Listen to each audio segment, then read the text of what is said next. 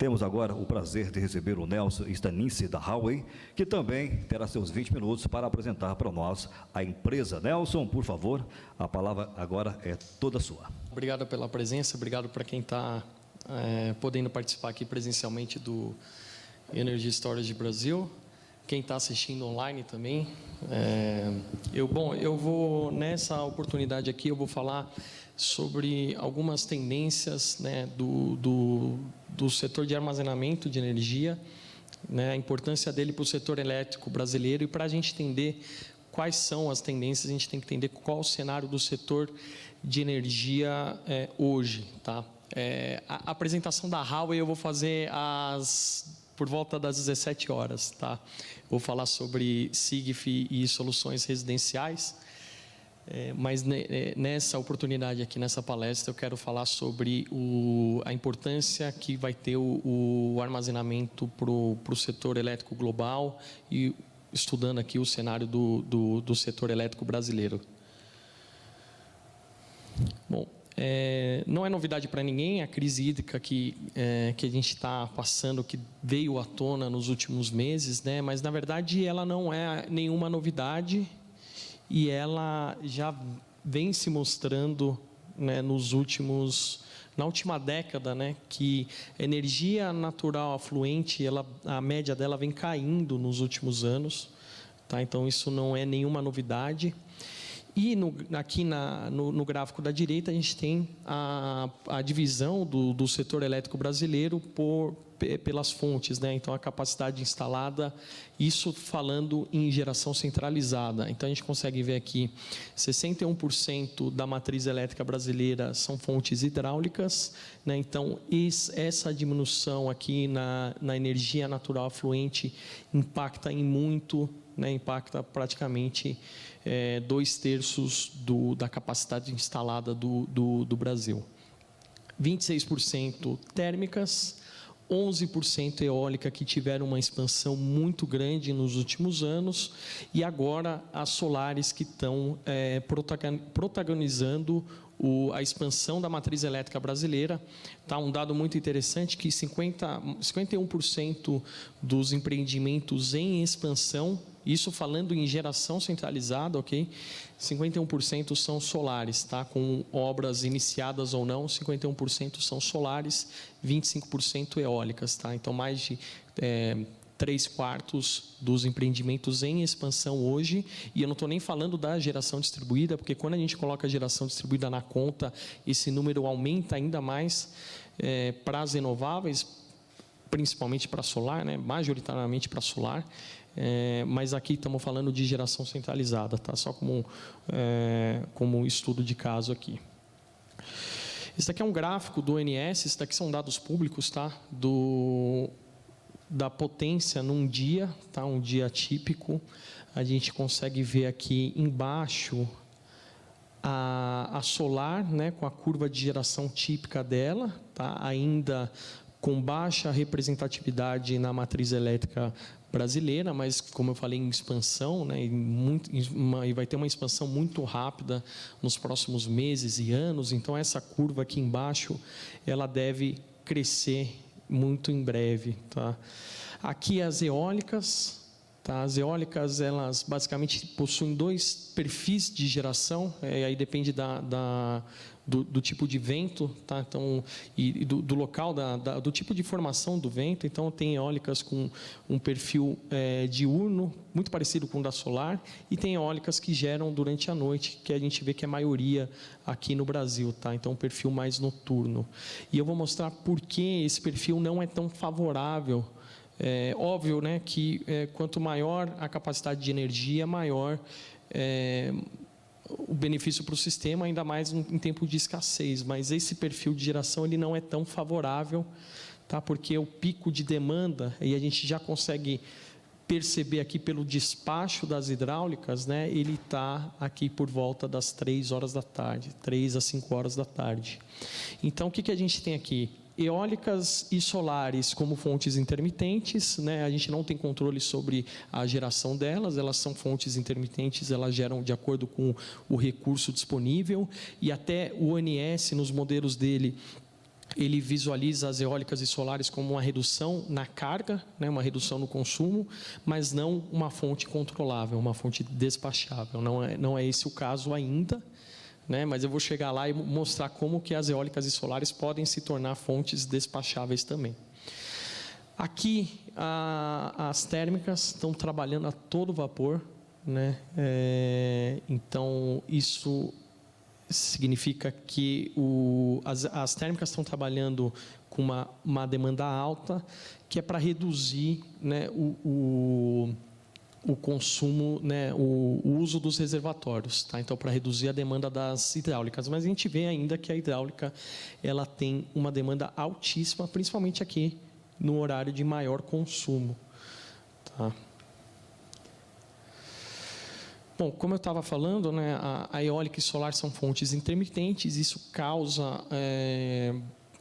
o que é importante a gente entender, né? É muito importante para o setor elétrico, principalmente brasileiro, a expansão dessas fontes, só que as fontes intermitentes, elas sozinhas, elas não vão resolver o problema de nenhum país, né? É importante a gente segregar o setor elétrico como a necessidade de energia e de potência. A necessidade de potência ela só vem através de fontes despacháveis, que não é o caso da solar e nem da eólica sozinhas. Elas são fontes intermitentes, elas ajudam na demanda por energia. Tá, então, isso daqui é um gráfico que mostra a intermitência. Óbvio que essa é uma situação muito crítica, né? Não quer dizer que todos os dias são assim, mas isso mostra um pouco da intermitência da solar. Isso causa alguns distúrbios, né, na rede, né? Reduz a inércia do sistema, causa algumas perturbações de frequência e tensão, né? Essa variação da potência. E, novamente, né, não é uma fonte despachável. Então, a gente não consegue, né, no círculo azul aqui, depender da solar, por exemplo, né? Ou no caso de uma eólica, ela teria o perfil dela de geração, mas que também seria um perfil que variaria de acordo com o recurso. Né? E como que a gente resolve esse problema aqui, tanto da intermitência, né? Aqui, nesse slide aqui, estou destacando o ponto da intermitência. Então, com bateria, né? Então, no gráfico da direita aqui, a gente tem essa curva de potência em vermelha, é a curva com o que a gente chama de capacity firming, né? Que pode ser feito com o uso em conjunto, né, do armazenamento, né, das baterias junto à fonte intermitente, no caso aqui a solar. Né? Então, nesse aspecto aqui, a gente consegue já resolver os problemas, né, os distúrbios que essa intermitência causa no sistema de transmissão ou distribuição. Tá. Bom, novamente, olhando em detalhe aqui a curva de geração da eólica, né, e da solar hoje, né, num dia típico, né, pelo SIM, né, dados do ONS. Novamente, a gente observa aqui que as eólicas elas têm, em sua maioria, um perfil de geração noturno, as solares, o perfil que já é bem conhecido por todos nós. E como que eu consigo resolver, né, a questão da despachabilidade? Também com baterias, né? Então, com baterias, a gente pode, por exemplo, deslocar aqui embaixo a curva da solar para um momento onde a demanda é maior. Tá? Então, um momento onde eu não preciso de tanta... assim, é importante explicar, a solar com bateria se torna uma fonte despachável. Então, no momento onde eu tenho menos demanda por potência, eu posso armazenar essa energia, tá? Que o recurso solar está disponível e ele pode armazenar para as baterias e despachar essa energia, né, em um horário onde o sistema precise de mais carga, né? Então, eu tenho essa demanda por potência. E, bom, nas eólicas também, né, é possível fazer a alteração dessa curva para atender a demanda de potência em certos horários. Tá? Então, esse é um dos grandes benefícios que o armazenamento vai trazer em conjunto com as fontes intermitentes. O que é importante a gente entender? Por que eu estou falando de eólica e solar? Porque elas se tornaram as fontes mais baratas, né, nos últimos anos. Hoje, temos como as duas opções mais baratas são a eólica e solar, sem falar, né, de todos os benefícios de serem fontes verdes, né, fontes limpas e renováveis. Tá? Mas é importante a gente entender isso, né, que elas sozinhas elas não vão resolver o nosso problema, né, de abastecimento de energia no Brasil. Então, por isso, né, a importância da gente entender os benefícios do sistema de armazenamento em conjunto com as fontes intermitentes. Passando aqui, esse daqui também é um dado aberto do ONS, tá? Essa daqui é a carga, é a curva de demanda do SIM, curva de carga do sistema interligado. A gente vê que tem um delta aí de aproximadamente 25% entre os horários de pico, né, e de menor carga, né? Então, a gente consegue perceber que o pico está por volta das 3 às 5, né, e se estendendo até um pouco à noite. Esse é o horário onde o sistema demanda mais por potência, tá? E então as fontes intermitentes, elas vão conseguir se adequar melhor a essa demanda por carga através do uso em conjunto com o sistema de armazenamento. Aqui um exemplo de perfil de consumo, tá? Então, o perfil de consumo residencial, que é esse gráfico em azul. E o que é importante a gente entender também é o grande descasamento que a gente tem entre o horário de pico e o horário de menor demanda por potência, tá? E a gente percebe que esse descolamento ele é maior, ele é mais visível no consumo residencial. E é fácil a gente entender, né, porque as pessoas chegam no trabalho, né, enfim, ligam os eletrodomésticos e o consumo ele costuma ser maior noturno do que, por exemplo, durante a madrugada ou as primeiras horas da manhã, tá? Isso no perfil residencial. A gente tem aqui outras curvas do perfil comercial e industrial. Eles também têm sua variação, mas a variação é menor, tá? E aí, o que é interessante a gente entender também, outra vantagem do sistema de armazenamento é que a gente consegue suavizar essa curva de demanda. Então, assim, até agora eu comentei sobre a geração, né? Como adequar a geração à carga. Aqui a gente está falando como adequar melhor a demanda por carga, né, por potência, junto à carga, né? Então, eu posso não ter esse descasamento tão grande entre o horário de maior demanda e menor demanda, né? Então, o sistema de armazenamento ele pode fazer esse trabalho, né, de reduzir essa demanda altíssima que tem num horário específico, né? Isso varia um pouco de acordo com a região e o tipo de consumo, tá? Mas, de qualquer forma, a gente consegue suavizar, né, a demanda por potência junto à carga. Isso também é benéfico para todo o setor de energia. Então, aqui já falamos, né, de dois tipos muito diferentes do uso do armazenamento, né? Um junto à carga, o outro junto à geração. Bom, aqui eu trago uma curiosidade, né, que hoje a gente já está passando por um problema de abastecimento de energia e, infelizmente, se os esforços não se unirem para a expansão da matriz elétrica da forma correta e sustentável, esse problema só vai piorar, porque a demanda por energia só vai aumentar nos próximos anos, tá? Então, aqui eu trouxe alguns exemplos, por exemplo, o 5G, né, que vai beneficiar as nossas vidas, né, e a indústria, enfim, vários setores, né, de várias formas. Só que o 5G ele consome 300% a mais de energia do que o 4G. Então, só aí já temos uma demanda muito maior por energia.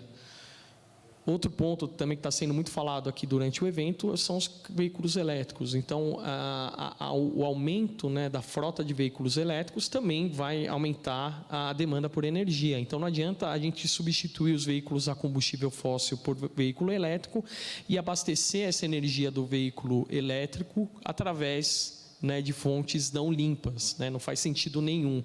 Então, essa é a importância das fontes renováveis junto com o armazenamento de energia, colaborando com a expansão da matriz elétrica de forma eficiente.